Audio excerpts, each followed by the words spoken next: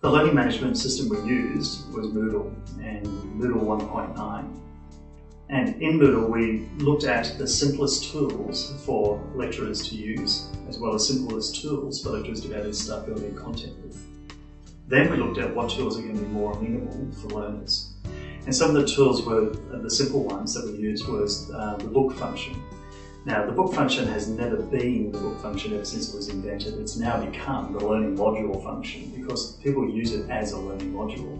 And that allowed us to be able to compartmentalize each of these little learning objects as activities. So for instance, preparing your panel for Ready to Spray Paint was one whole book in itself, because there's quite a number of tasks and pieces of learning and understanding and activities you've got to do to be able to produce that thing. And so it's logical to start using learning module design to be able to deliver that. In terms of communication, the simple forum, and I can't quite recall exactly in which mode that we set the forum at, but regardless of that, because each of the cohorts are involved, they all get access to that forum, they all get to be able to contribute and communicate using that.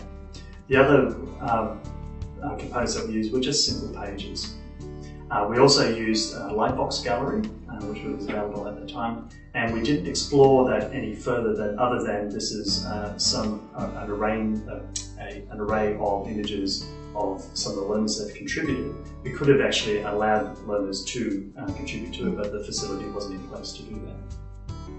The other ones that lived outside of the environment were the social networking sites, and people had a variation of preferences. Facebook was one of them, and I can't recall the others, whatever the others were, but our social networking sites. And then we also explored, some of the students brought this up, can we use something like Vimeo and also the other Picasaware as well? Could I store my photos up there?